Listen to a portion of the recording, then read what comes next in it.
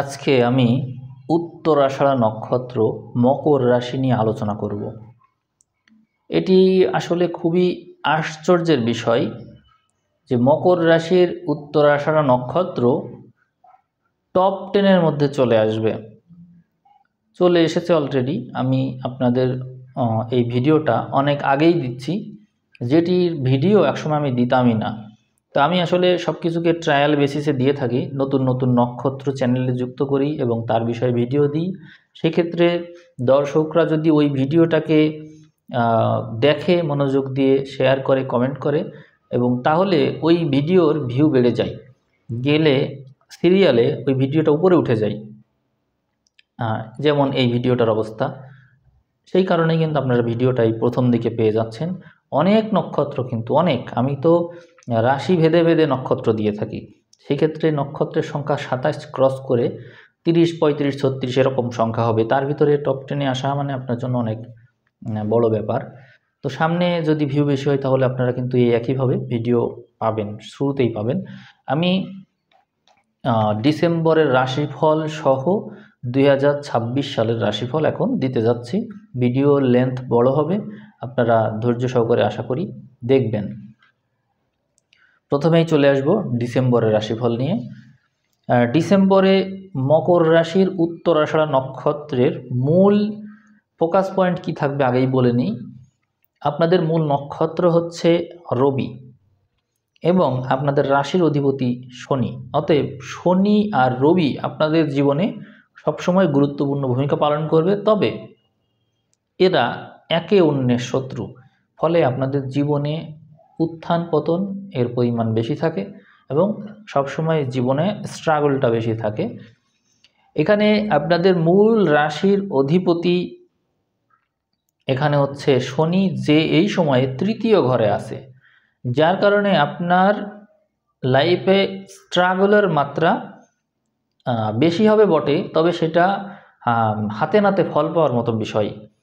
তৃতীয় ঘরে শনি আছে মানে আপনি চেষ্টা করবেন, ফল পাবেন, হাতের কাজে ভালো করবেন, নিজের চেষ্টায় কোনো কিছু করলে ভালো অবশ্যই করবেন। এইটা এই সময়ের জন্য আপনার সবচেয়ে বড় প্লাস পয়েন্ট। এবং এই শনি আছে হচ্ছে বৃহস্পতির নক্ষত্রে। তো বৃহস্পতি ডিসেম্বরের, আমি যখন নভেম্বরের রাশিফল যদি বলি, নভেম্বরে তো বৃহস্পতি সপ্তমে আছে। অতএব ওই সময় আপনার সময়টা ভালো যাওয়ার কথা অন্যদের তুলনায়, বিশেষ করে যারা বিজনেসে আছেন। বিজনেসে থাকলে ভালো করবেন। তবে যদি কারোর বিবাহের থাকে, বিবাহের জন্য প্রচেষ্টা করেন, সেক্ষেত্রে বিবাহ হতে গিয়ে পিছিয়ে যেতে পারে, বারবার বাধা পেতে পারেন, এই সমস্ত সমস্যা আছে।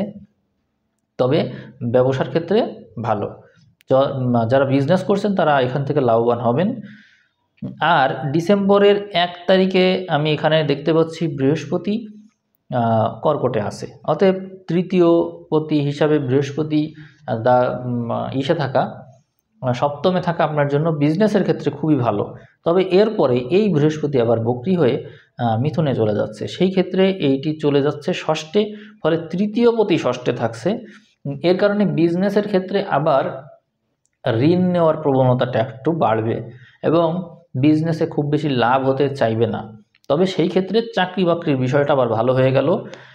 অন্যদিকে দ্বাদশপতি বৃহস্পতি ষষ্ঠে থাকার কারণে, এই বৃহস্পতি তো দ্বাদশপতি ষষ্ঠে থাকার কারণে এবং দ্বাদশের দৃষ্টি রাখার কারণে দ্বাদশের শক্তি বেড়ে গেল। ফলে আপনি যদি স্পিরিচুয়াল পথে থেকে উন্নতি করতে চান তাহলে ভালো করবেন, মেডিটেশন করবেন, প্রাণায়াম করবেন এবং কাজ করবেন, দেখবেন ভালো করছেন। এটা আপনার সাথে ঘটবে। আপনি ট্রাই করে দেখতে পারেন, মেডিটেশনটা করেন, কন্টিনিউ করেন, দেখেন খুব ভালো করছেন। এইবার আমি অর্থকরীর বিষয় নিয়ে একটু কথা বলবো। আপনার এখানে দ্বিতীয় ঘরে রাহু আছে। দ্বিতীয় ঘরে রাহু থাকলে সম্পত্তির ব্যাপারে সবসময় একটা অতৃপ্তি থাকবে। কোনো কিছু অর্জন হয়েও যেন অর্জন হতে চাচ্ছে না, এবং অর্জন হলেও সেটা ধরে রাখতে পারছেন না, পূর্ণতা নেই যেন, এরকম একটা ভাব থাকবে। গ্রহ নক্ষত্রের দিক থেকে কেতুকে আমরা অষ্টমে দেখতে পাবো, ফলে স্পিরিচুয়াল বিষয়গুলোর প্রতি আপনার ইন্টারেস্ট একটু বেশিই থাকবে। এবং আপনার যে রাশির অধিপতি তো শনি, কিন্তু নক্ষত্র অধিপতি তো রবি, তার ঘরে কেতু বসে আছে, অতএব তাকে কেতুই রিপ্রেজেন্ট করে। ফলে কেতুর সাথে আপনার একটা আন্ডারস্ট্যান্ডিং ভালো হবে, অর্থাৎ স্পিরিচুয়াল জার্নির প্রতি আপনার আগ্রহ থাকবে। এই যে রাশিফল আপনি দেখছেন এগুলোও কিন্তু ওই কেতু সংক্রান্ত বিষয়, এটির প্রতি আপনার আগ্রহ বরাবরই বৃদ্ধি পাবে এবং বিশ্বাস জন্মাবে। এই সমস্ত কাজকর্মের প্রতি আপনার বিশ্বাস তৈরি হবে এবং অনেক ক্ষেত্রে যারা বাস্তববাদী তাদের কিছু কিছু বিপদ আসবে, যে বিপদগুলো তারা খুঁজে পাবে না যে কী কারণে আমার বিপদগুলো হচ্ছে। গুপ্ত শত্রু তৈরি হওয়া, বিপদ তৈরি হওয়া, অপ্রত্যাশিত বাধা তৈরি হওয়া, এগুলো তাদের জীবনে আসতে দেখা যাবে কেতুর কারণে। যদি জন্ম সময় কেতু ভালো অবস্থানে না থাকে তবে এই কেতু আপনার জন্য খারাপ হবে, কারণ এই অষ্টমে আছে। আপনার একাদশ ঘরে অনেকগুলো গ্রহ ডিসেম্বরের শুরু থেকেই দেখা যাচ্ছে এবং পুরো ডিসেম্বর জুড়ে না হলেও ডিসেম্বরের মোটামুটি এখানে মাঝামাঝি সময় তো বলাই যায়, ডিসেম্বরের মাঝামাঝি সময় পর্যন্ত যথেষ্ট ভালো ইনকাম আপনার থাকবে। সেক্ষেত্রে এই ইনকামটা আপনি করবেন বটে, কিন্তু ধরে ওইভাবে রাখতে পারবেন না, এটা আপনার ব্যয় হয়ে যাওয়ার সম্ভাবনাটা বেশি। কারণ এর পরপরই দ্বাদশে গ্রহগুলো চলে যাচ্ছে এবং বৃহস্পতির সাথে ঘর বিনিময়, দৃষ্টি বিনিময় দেখা যাচ্ছে। ফলে স্পিরিচুয়াল পথের প্রতি আপনার ইন্টারেস্ট বাড়বে, তবে ভ্রমণ যোগটা বেশি, ভ্রমণের মাত্রা বেশি থাকবে, ব্যয়টা বেশি আছে।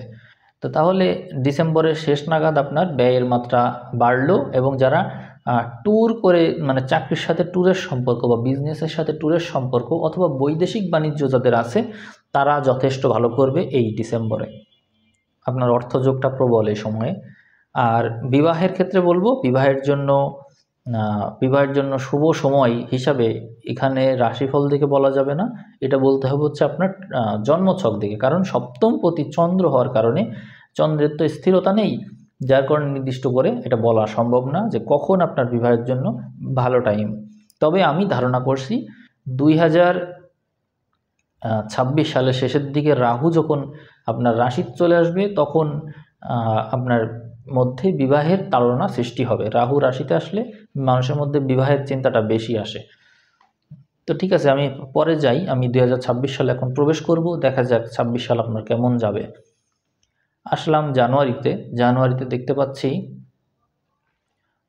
আচ্ছা, আরেকটা বিষয়, যেহেতু আপনার উত্তরাষাঢ়া নক্ষত্র, অতএব রবি আপনার মূল নক্ষত্র হওয়ার কারণে রাশি নক্ষত্র সাপেক্ষে রবির অবস্থানকে নির্দেশ করে একটু রাশিফল আরও একটু স্পেসিফিক করে দেওয়া যায়। আমি ডিসেম্বরে আবার একটু ফিরে যাচ্ছি, আপনার এই বিষয়টা হেল্প হবে। আপনি ডিসেম্বরের প্রথম যে অর্ধেক থাকবে এই অর্ধেক সময়ে ইনকামের মাত্রা আপনার বাড়বে, আর ডিসেম্বরের শেষ অর্ধেকে ব্যয়ের মাত্রা বাড়বে। এইটুকু স্পেসিফিক করে আমি বলতে পারলাম। তবে মনে রাখবেন এই সময় রাজনৈতিক অস্থিরতাও কিন্তু থাকবে, কারণ রবি মঙ্গল একসাথে। যাই হোক, এখন আমি 26 সালে আসি।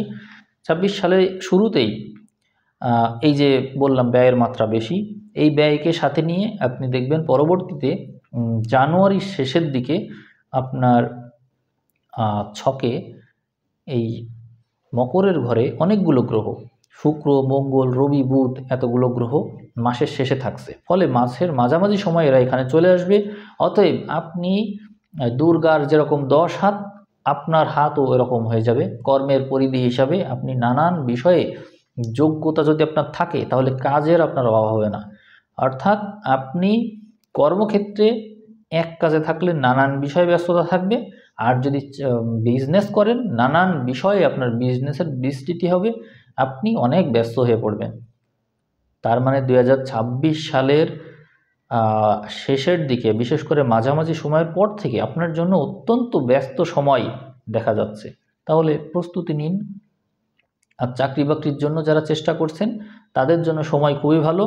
আপনারা আপনাদের যারা অ্যাপ্লাই করবেন তাদের নানান দিক থেকে অপরচুনিটি আসবে, অতএব ভালোভাবে নিজেকে আগেই প্রস্তুত করে ফেলুন। ফেব্রুয়ারির শেষের দিকে সম্পদের ঘরে গ্রহ দেখা যাচ্ছে, অতএব অনেকে এই সময় চাকরি পেয়ে যাবে। এবং এই জানুয়ারির দিকে যারা কর্মব্যস্ত ছিল তারা অনেক সম্পদ সঞ্চয় করতে পারবে, এই সময় টাকাটা আসা শুরু হবে। অতএব ফেব্রুয়ারি মাসটা আপনার জন্য অর্থ সম্পদ সঞ্চয়ের জন্য অত্যন্ত শুভ মাস হিসেবে দেখা যাচ্ছে। তাহলে নেগেটিভ কিন্তু একদমই না। এরপরে মার্চ মাসের শেষের দিকেও দেখছি আপনার সম্পদের ঘরে অনেকগুলো গ্রহ। এইদিকে প্রচেষ্টার ঘরে আপনার সেই শনি আর রবি অর্থাৎ রাশির অধিপতি নক্ষত্রের অধিপতি একত্র হলো তৃতীয় ঘরে।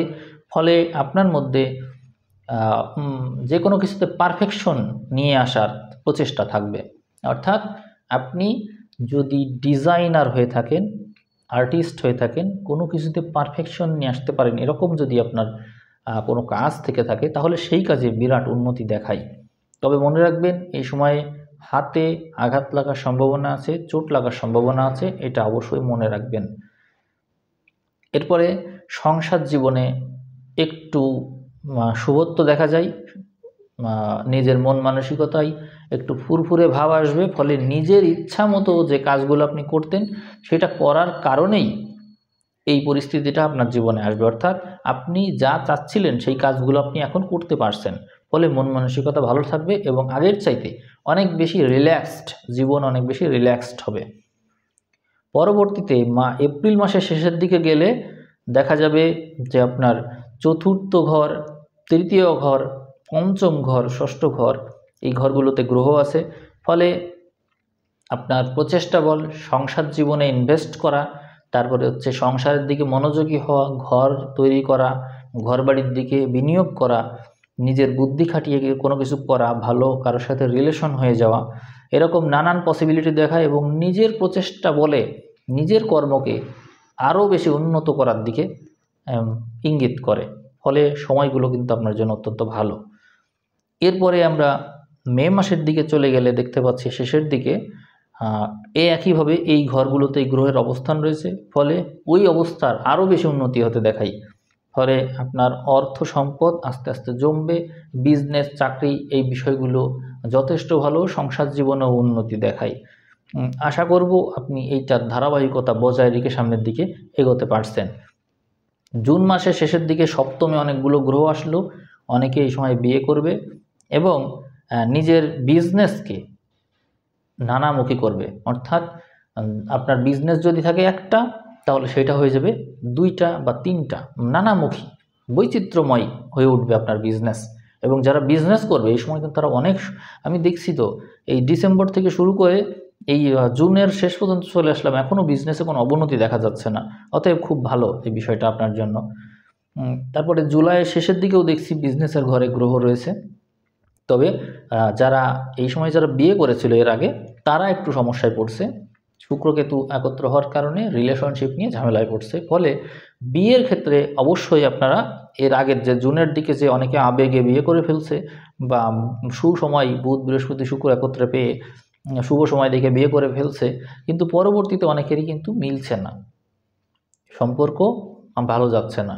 অবশ্যই আপনারা চেষ্টা করবেন আপনারা বিয়ে করার আগে হরোস্কোপটা ভালো করে একটু অ্যানালাইসিস করে নেওয়ার, যাতে করে ভুল জীবনসঙ্গী আপনার জীবনে না পড়ে যায়, তাতে কিন্তু আপনার ক্ষতিই হবে। তাহলে আমরা দেখছি যে অন্যান্য সকল ক্ষেত্র ভালো, শুধুমাত্র জুলাইয়ের শেষের দিকে রিলেশনশিপ নিয়ে একটু সমস্যা, এই ছাড়া আর বিশেষ কিছু না।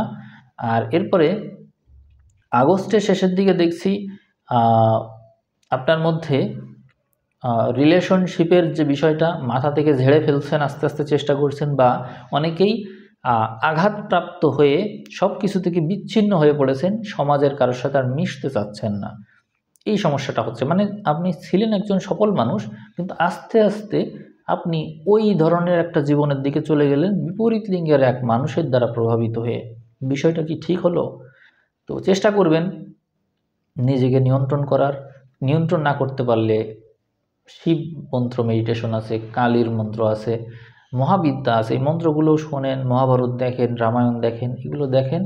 মেডিটেশনটাই মূলত আপনাকে এই কাম প্রবৃত্তি বা অন্য কোনো দেহের প্রতি আকর্ষণ এগুলো থেকে মানে আপনাকে দূরে রাখতে পারে এবং ওইগুলোর প্রতি আপনার কোনো আকর্ষণ কাজ করবে না। ওর ভিতরে যে কিছু নেই সেটা আপনি এই মেডিটেশনের মাধ্যমেই জানতে পারবেন।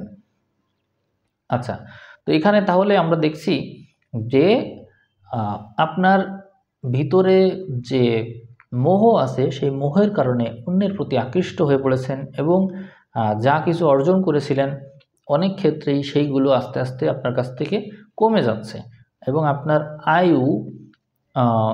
আয়ুর জন্য আপনি মানে আপনার জন্য একটু রিস্ক হয়ে যাচ্ছে, আয়ুকে সেভ করা লাগছে। ফলে এখানে একটা পরামর্শ আপনাকে দেব, সেটা হলো আপনি মেডিটেশন প্রাণায়ামের পথে যারা যারা আসবেন তারা এই সময় বৃহস্পতির সপ্তমের অবস্থান এবং এই শুক্রের নিঃস্ব ভাব বিপরীতে শনি, এই সমস্ত সব মিলিয়ে আপনার আয়ু রক্ষা করতে পারবেন। এবং ষষ্ঠের মঙ্গল আপনাকে স্ট্রাগলিং একটা ভাগ্য দিবে, অর্থাৎ যারা যারা স্ট্রাগল করবে তারা এই সমস্ত জায়গা থেকে বের হয়ে আসতে পারবে অতি সহজেই। মানে আপনি একটা কঠিন পরিস্থিতির ভিতর দিয়ে তো অবশ্যই যাবেন, কিন্তু সেখান থেকে আপনি উত্তরণ করবেন তখনই যখন মঙ্গলের যে স্ট্রেংথ আছে, সাহস, নিজের মনের বল বৃদ্ধি করা, সাধনা করা, এই যে স্ট্রেংথ এইটা বৃদ্ধি করতে পারবেন তখন আপনি মঙ্গলের ওই শক্তি ব্যবহার করে নিজের জীবনকে আবার আগের অবস্থায় নিয়ে চলে আসতে পারবেন। এই ক্ষেত্রে আপনি এটা অর্জন করতে পারলে নিজের পরিস্থিতিকে আবার পুনরুদ্ধার করতে পারবেন। মনে রাখবেন আমার এই কথাগুলো। সেপ্টেম্বরের শেষের দিকে গেলে দেখা যাচ্ছে যে আমি যা কথা এখন বললাম, অনেকেই আমার এই কথা শুনবে এবং আমার এই ভিডিও যদি নাও দেখে থাকে তারা নিজেরাই এটা রিয়েলাইজ করবে যে আমার জীবনকে পরিবর্তন করতে হবে, ইউ টার্ন নিয়ে আমাকে অবশ্যই ফিরে যেতে হবে আমার আগের জায়গায়। অনেকেই ওই সময় ফিরেও যাবে। দেখা যাচ্ছে দশম ঘরে বুধ এবং শুক্র অর্থাৎ কর্মে বিরাট উন্নতি দেখায়। রবি এই সময়ে নবম ঘরে অবস্থান করবে, ফলে বৃহস্পতি মঙ্গলের সপ্তম অবস্থান, তৃতীয় শনি, এইটা কর্মক্ষেত্রে আবার আগের অবস্থায় ফিরে অতি অল্প সময়ে ফিরে যেতে সহায়তা করবে। বিষয়টা বেশ ভালো লাগলো যে আপনাদের এই ধরনের ফিরে আসা, কামব্যাক করা, এটা খুবই ভালো। এরপরে অক্টোবর মাসের শেষের দিকে দেখছি দশম ঘরে গ্রহ আছে এবং কয়েকটা বুধ শুক্র বক্রী আছে, অর্থাৎ আপনি যা কিছু অর্জন করতে পারেননি ওই সময়ে, যা কিছু আপনি ভুগেছিলেন, আপনার নিজের মনের বলে, নিজের প্রচেষ্টা বলে সব কিছুকে আবার আপনি আগের অবস্থায় ফেরত নিয়ে আসতে চাইবেন। তবে ভিতরে ফেরত তো নিয়ে আসলেন, কিন্তু ভিতরে ওই কষ্টটা আবার থেকেও যাবে। কষ্টটা কি? ওই যে ঘটনা যেটা এক্সপিরিয়েন্স করেছেন, মানে একটু সময় একটু ভালো হইলে আপনার ভিতরে আবার ওই আগের অবস্থা চলে আসে যে এত কিছু অর্জন তো করছি, কিন্তু কার জন্য, এই প্রশ্নটা কিন্তু চলে আসবে। ফলে কর্মক্ষেত্রে আবারও নিজের মধ্যে একটা স্থবিরতা দেখা যায়, হতাশা দেখা যায়। কর্মক্ষেত্রে ভালো আছি কিন্তু উদাসীনতা কাজ করবে, ওই বিষয়টা বিপরীত লিঙ্গের মানুষ আপনাকে আবার প্রভাবিত করার চেষ্টা করবে, আপনার কর্মক্ষেত্রকে কিন্তু আবার প্রভাবিত করবে। তো এরপরে আপনি আস্তে আস্তে এই অবস্থা তো অবশ্যই, মানে এই অবস্থা থেকে তো অবশ্যই বের হয়ে তো আসবেন, কিন্তু মাঝে মাঝে স্থবিরতা দেওয়ার চেষ্টা করবে। এই ক্ষেত্রে আপনার সেলফ কন্ট্রোল সবচেয়ে বড় জিনিস। যদি নিজের উপর নিয়ন্ত্রণ থাকে তাহলে এই পরিস্থিতি আপনার পথের কখনোই বাধা হতে পারবে না। আমি আপনাকে আগেই বলে দিলাম, আপনি সতর্ক থাকলে সমস্যা তার কোনো দিক থেকেই নেই, তাই না?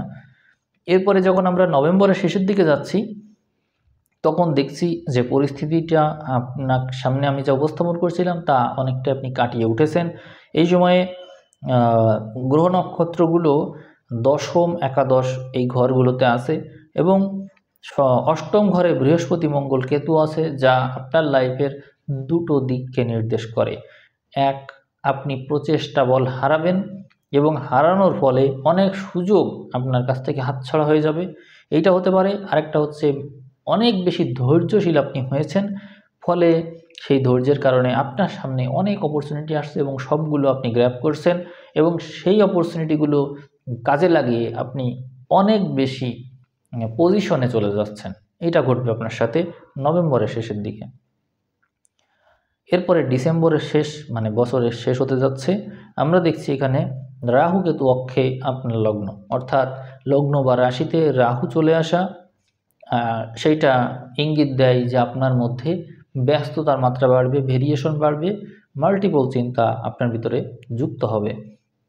গ্রহ নক্ষত্রের পজিশন ভালো আছে সেটা সমস্যা না, সমস্যা হচ্ছে জন্ম সময়ে যদি আপনার রাহু নেগেটিভ অবস্থায় থাকে, চন্দ্র দ্বারা প্রভাবিত থাকে, চন্দ্র যদি নেগেটিভ থাকে তাহলে সমস্যা, তাছাড়া সমস্যা নেই। রাহু চন্দ্র একত্র হলে তারপরেও মানুষের মধ্যে চিন্তার ক্ষেত্রে বিভ্রান্তি আসে, যা কিছু আপনি অর্জন করেছেন তা ভুল ডিসিশনের কারণে অনেক কিছু হাতছাড়া হয়ে যেতে পারে, সাবধানতা অবলম্বন করতে হবে।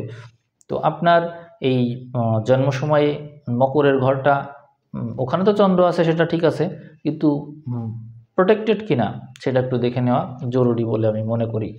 আর অন্যান্য গ্রহ পজিশন অনুযায়ী যা আমি দেখছি আপনার ব্যয়টা বেশি দেখায়, মানে রাহু যখন বছরের এই শেষ দিকে রাহু যখন লগ্নে আসলো তখন আপনার মধ্যে মাত্রাতিরিক্ত ব্যয় বাড়বে। আপনি ব্যয় করবেন, কারোর জন্য কেনাকাটার জন্য ব্যয় করতে পারেন, আবার আপনার অর্থ সম্পদ যা জমেছে সেখান থেকে আপনি ব্যয় করতে পারেন।